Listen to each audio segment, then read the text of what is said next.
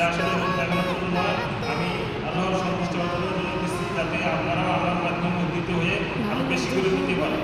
এবং প্রবাসী ভাইদেরও আবেদন করবো, আপনারা যদি এই মসজিদ মাদ্রাসা দান করেন, আপনাদের দানের উচিলে এই মসজিদ মাদ্রাসা নষ্ট হবে। এবং আমাদের এই মসজিদে এই ফ্লোর টাইলসের পুরোটা একটু দেখান।